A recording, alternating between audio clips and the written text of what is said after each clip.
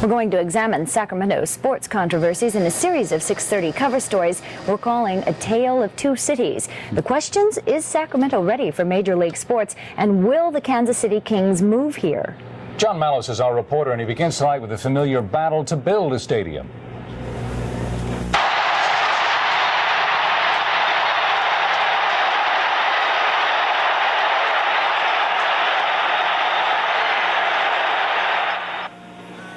Major League sports in a Major League stadium. It has long been a dream for many here in Sacramento, but for some it has been more than just a dream. It has been a long, hard struggle. No one knows the agony of defeat more than Greg Lukenbill. For 6 years, he's been beaten, battered, and harassed by the opposition. But the fire continues to burn inside the 30-year-old developer. Lukenbill hasn't lost his poise, though, or his optimism, or his desire to win, to beat the politicians. The hurt continues to linger over the rejection by the Board of Supervisors of a proposed 35,000-seat privately financed stadium near Bradshaw Road 5 years ago. And several months later, the initiative to rezone land at the intersection of 80 and I-5 being defeated by 1,500 votes. The march goes on to build a Major League sports complex in North Natomas, where consultants are now doing a study at the cost of $1.2 million. An environmental impact report must also be done. Then, by majority vote, the City Council will decide the fate of North Natomas, but City Councilman David Shore says it's as good as done right now. Well, I think it's already, the decision's been made whether we acknowledge it or not because of the appropriation of in excess of $1 million of public money to study the area. It seems to me you don't spend $1 million to plant rice fields and where you put the tomatoes. So realistically, I think it's going to happen. While some would agree with Shore that rezoning won't be a problem, it's rumored the battle will be over how much land to rezone.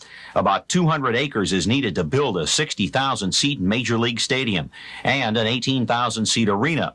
But those projects would be subsidized by commercial and industrial developments, and that would require the rezoning of more than 200 acres of land.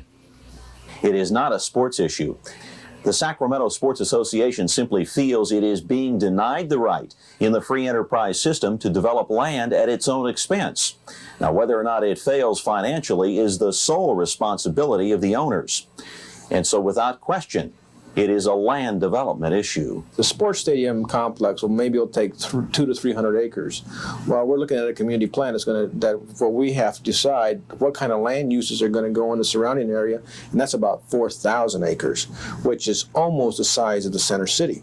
There's no question in my mind that discrimination's been there tremendously in the last several years. The promotion by the city has been to the south, and that has been in the Delta Shores area. And I think that was a calculated and a very smart maneuver on the part of the people in the city that were promoting that. To take the pressure off. To take the pressure off of 80 and I-5, and not so much as being pro-development and pro-business, but to take it from North Natomas and promote it in an area where I think it was generally known that that new area would have a much more difficult time developing. There wasn't the horsepower, so to speak, behind the individuals and the entire development. Well, the city at this point, in my assessment, could have handled North Natomas much better. In a lot of ways, I still stand on my original position that we didn't need to go out there. Much better in what respect? Well, I got a feeling that we're kind of planning it in such a way that at this point we seem to be all over the board, and we need to be a little more concise about where we're going. I think if a stadium makes sense out there, we ought to put in a stadium and an arena. But what is just as important is where are the homes going to go? Where is the other land use decisions going to go? Where are the parks going to go? Where are the schools going to go? Where are the fire stations going to go? What's the configuration of the infrastructure, that is the streets, the sewers, the gutters? The City Council will have to face the issue next year when it decides the fate of North Natomas by majority vote. I'm John Mallos reporting for Channel 3 Sports. In other news tonight, Channel 3's John Mallos has been on assignment recently in two cities. They are similar sports-wise, Kansas City and Indianapolis. In size, both are similar to Sacramento, perhaps smaller, but when it comes to pro sports, we aren't even in the ballpark. And that brings us back to the sports complex that we don't have yet. Tonight on our 6:30 Cover Story series, an in-depth look at the politics of bringing big league sports to Sacramento. Putting together a city is like piecing together a complicated puzzle. It takes careful planning. Putting together a major development like a stadium and making it succeed also takes planning, but it goes beyond that. First, there must be financial backing.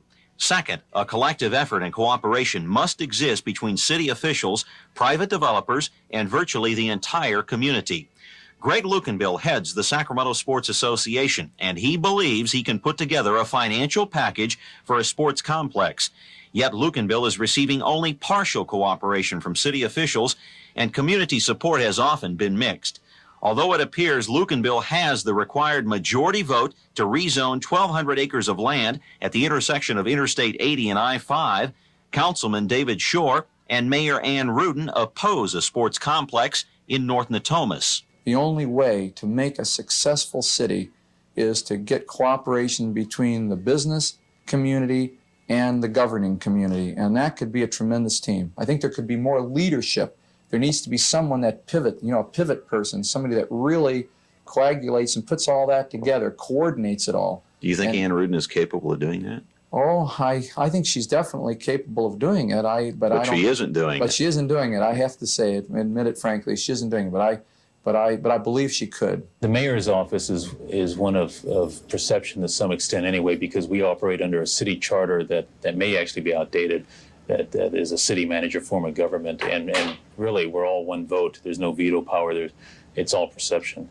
And that's not because of Ann Rudin, that's because of the structure of Do you city think government. that structure will change? I foresee the city boundaries of Sacramento expanding, and therefore I think the day is going to come and should come where you have a council that's decently paid and where the power structure is put in the elected officials rather than the city manager's office. The council has been fighting us for 5 or 6 years, and I think that's changing too. I think we're making some real progress. We're making an effort to work with these people, although at times that's very difficult. Opposition, my personal assessment is that the opposition really divides in the community, not with people opposed to professional sports, but an opposition between those who say, yes, do it now, and others who say, we don't think it's real, it won't happen, or doubting Thomases. And that's the division I see. I think it will happen in Sacramento. It's going to take a little bit of time to put all the very difficult building blocks together to make it happen. For example, the proposal right now that the Gateway Point people have is to build an arena and a stadium covering 250 acres in North Natomas. That's just one small part of the whole development. We're looking at an area now and planning for the development of an area that covers 14,000 acres around that stadium. That's 22 square miles. The city of Sacramento is 100 square miles. We're talking about planning 1/5 of the city. I think it will get better. I think there's a recognition in recent years that city and private interests have got to cooperate together. Many have accused City Hall for lacking leadership. Mayor Ann Rudin refused to be interviewed, but whether or not she supports development in North Natomas is of little importance. By majority vote, the City Council will decide the fate of that proposed project, and the mayor is only one vote out of 9. When and where to build a Major League Stadium? While Sacramento continues to debate that issue, tomorrow night we'll examine a city that not only built the Major League Stadium, but landed an NFL franchise, and recently has shed its small-town image thanks to the teamwork of public and private officials. The city? Indianapolis, Indiana. I'm John Mallows, reporting for Channel 3 Sports. With apologies to Dickens, we present our own tale of two cities, Sacramento and Indianapolis. Both are miles apart geographically and worlds apart when it comes to professional sports. The differences also extend to the city government, which has helped Indianapolis improve its standing and its image in sports and also urban development. John Mallows now shows us why in tonight's 6:30 cover story. Sacramento and Indianapolis have two things in common: size and population. Indianapolis surrounding area 1.3 million, Sacramento 1.2. Two cities about the same size, but the similarities end there. While Sacramento continues to fight an image problem, Indianapolis is making national headlines for its progress in development and its efforts to attract professional and amateur sports. It's all part of a 15-year plan to help Indianapolis become a major league city. Until recently, the closest thing to Major League was the Indy 500, where 400,000 people gather on race day, but most everyone would disappear the other 364 days. People began putting labels on the city. Naptown, Indiana No Place, a city that had limited growth and virtually no excitement. But in the last decade, all of that has changed, thanks to the $850 million poured into downtown growth and redevelopment. The surge toward the top began in the late 60s, when a small group of city officials and private developers had a meeting of the minds. Developer F.C. Bud Tucker was at that meeting. In my own career, we started with this hotel right here. We felt the need of a downtown hotel. This is and was and became the first new hotel in the state of Indiana in 40 years. We looked, all of us as individuals and also as groups, at cities like Atlanta, at cities like Houston. They grew very rapidly after the war. So there was a commitment 20 years ago in this community to quality but not quantity growth. Everything that's happened here has been part of a well-organized plan and not a spasmodic plan. In the past few years, 22 office and retail developments have been constructed. 2 major hotels like the Hyatt, a combination of office space, retail stores, and restaurants.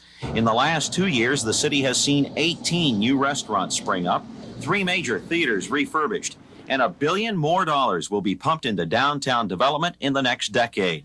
All thanks to public and private partnership and $500 million donated by Lilly Endowment, one of the nation's largest pharmaceutical companies. Red tape has been limited in decision-making because city and county are combined under one set of laws called Unigov. The growth has created jobs and revenue for the city, and Republican Mayor William H. Hudnut III is credited for putting all the parts together.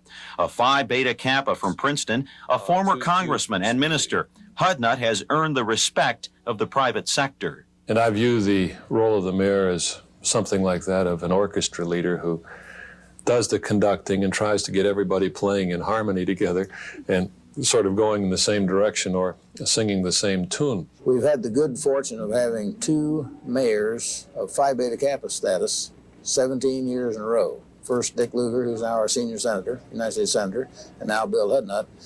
So they're the kind of people who not only are brilliant administrators, but they grasp a problem or a challenge immediately. The mayor has been exceptional, been outgoing, been very positive, very supportive of the public-private relationship, and has worked very carefully, and we owe it, almost all of it, to the mayor, I think. There is an efficacy in partnership because it brings about a desired effect that you couldn't get without it. While the Sacramento group has received no cooperation from city officials to build a major league sports complex, tomorrow night a look at the sports facilities of Indianapolis, including the home of the Indianapolis Colts, the impressive Hoosier Dome. From Indianapolis, I'm John Mallos reporting for Channel 3 Sports. If Sacramento is ever to attract pro sports, maybe our town could learn a thing or two from Indianapolis. Indy and metropolitan Sacramento are about the same size, and therein begins tonight's tale of 2 cities. The similarities between the 2 towns end when it comes to pro sports, as John Mallow shows us in tonight's 6:30 cover story. Sacramento's only claim to fame in sports has been the Swing at Cancer charity golf tournament, the Women's U.S. Open Golf Championship, the USA Outdoor Track and Field Championships, 2 world title fights, and the Pig Bowl, played in the only stadium in Sacramento, and it's too small to house pro football or Major League Baseball. Those events are important, but they won't put Sacramento on the national map. While a group of developers battle the city to build a stadium to attract Major League sports, a city of similar size has had the public and private cooperation to build more than $144 million in sports facilities. Indianapolis has received financial help from Lilly Endowment, a pharmaceutical company that helped finance the Natatorium, site of the U.S. Olympic trials in swimming, diving, and synchronized swimming, the track and field stadium, Carl Lewis's favorite 9-lane, 400-meter track, the Velodrome, home of amateur bicycling events, the Indianapolis Sports Center, site of the U.S. Clay Court Championships. Those facilities will be in use nearly year-round. Calling itself the amateur sports capital of the world, Indianapolis will host 28 events next year in those facilities, including the Pan Am Games in 1987. That doesn't include the Indianapolis Indians, a minor league baseball team that plays in Busch Stadium, the Indiana Pacers, who make 10-year-old Market Square Arena their home, and the newly constructed Hoosier Dome, partially funded by Lilly Endowment, which gave $25 million. Cranor Charitable Trust poured in $5 million. $47 million in bonds were sold, and a 1% tax on food and beverages. It's the new home of the Colts, a team which packed its bags in the middle of the night and left Baltimore for Indianapolis. Building the 61,000-seat Hoosier Dome was definitely a gamble. I mean, here's an $82 million sports complex sitting smack dab in the middle of downtown, and the city had no commitments or no guarantees of ever getting a professional sports team. We did not build a freestanding facility just for football or for football and baseball. In the expansion of the Indiana Convention Center and the creation of a multi-purpose facility with the Hoosier Dome yoked right into the convention center, we were building a facility that would enhance our competitive position in convention business. From the time of the announcement of the building of the Hoosier Dome to the time of the announcement of the coming of the Baltimore Colts to Indianapolis, we had booked about $180 million worth of new convention business into that expanded facility. Thomas Moses, who occupies one of the many plush suites in the Hoosier Dome, believes Sacramento should build a major league stadium. Whether it's done with private funds, and of course that would be my choice, if it could be done with private funds entirely, or if it could be done with public funds, it should be done. Are the city officials wrong in denying them? In my opinion, anybody's wrong in arguing about the necessity of a city like Sacramento. You've got everything on your side. You got climate, you got location, you got everything going for you, and why you'd ever argue about it is beyond me. I think that there is no substitute in terms of bringing your city national attention and recognition as being, in quotes, the major leagues. There's no substitute for having an NFL franchise. Secondly, because of the direct economic impact, which we calculate to be about $25 million. This year? Yes, a year. I think the dome being already built was a very significant factor. You know, having the facility already ready to go made a big difference, because we did have stadium trouble in Baltimore. And of course, other things that city officials did as far as loans and, guaranteed ticket revenue, that type of thing. The Colts pay $100,000 per game in rent, but receive guaranteed revenue from 39,000 tickets. The city receives the rest of the ticket revenue, parking, and concessions. But what do the fans think the Colts and the Hoosier Dome have done for the city? It's done a heck of a lot as far as bringing a lot of money downtown, a lot of fans and excitement downtown. I think it's the greatest thing that ever came to Indianapolis. Well, it's brought big league excitement into Indianapolis. If the Colts continue to lose, will you continue to support them? Oh, yeah. Why? Well, I just like to see, Major League Football. It comes about by cultivating it, by trying to get politicians with leadership from the mayor's office to catch the larger vision of what's happening in the community. From Indianapolis, I'm John Mallows reporting for Channel 3 Sports.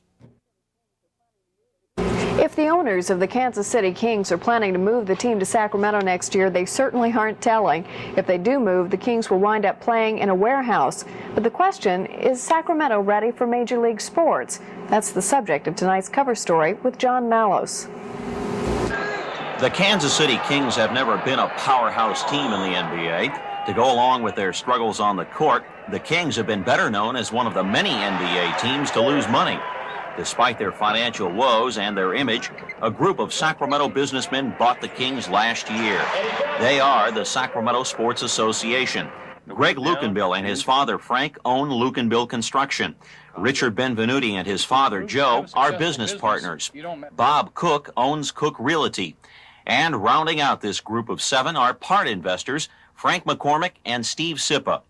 Why did they make such an investment? We expect to lose money the first few years, especially in Kansas City. We projected $1.5 million loss for last year with the Kings in Kansas City, and we projected the same loss this year. Well, last year our loss was approximately $850,000, which was approximately half of what we projected. So we actually did better than we thought we were going to do. We're really committed to bringing Major League Sports to Sacramento, even if it costs us quite a bit of money to do it. And some people are opposed to sports in Sacramento because they think we won't support it. Well, that's a non-issue. We're the ones that are sticking our neck out. We're the ones putting our money on the table. And if we lose, then it's our loss. And on the other hand, if we win, then it's our gain. But we're the ones that are taking the risk. City's not taking the risk. People don't understand that. The rumors are that the Kings will move to Sacramento in time for the '85 season, and they will play in a temporary 10,000-seat warehouse. Already under construction, it sits very close to the site where developers want to build a permanent arena. Meanwhile, back in Kansas City, the Kings' current home is Kemper Arena, a 17,000-seat facility located near the railroad yards. Nearly 20 years after Charlie Finley moved his Kansas City Athletics to Oakland, this Midwestern city could be on the verge of losing its pro basketball team. At the time, losing the A's was a disgrace, a fiasco, and the hurt lingered on until the Royals came in to take their place. But the question remains, does Kansas City have the same type of compassion for the Kings as it did for the A's? I wouldn't like to see them leave. Why? Kansas City is a sports town, and so far they have about every sport that's available in this area. Would you be angry? I'd be very angry. I enjoy coming to the game. But it doesn't seem like Kansas City is supporting the Kings like it should.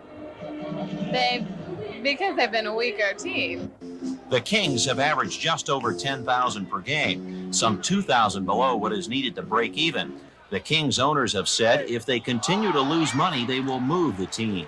Further speculation that the Kings are on their way to Sacramento arose when the owners would not renew their lease at Kemper Arena, claiming city officials wanted revenue in advertising, radio and television, suites, parking, and concessions. Bob Nightingale, who covers the Kings for the Kansas City Times, says the Kings are bound for Sacramento. Just there's been nothing to indicate that they'll stay.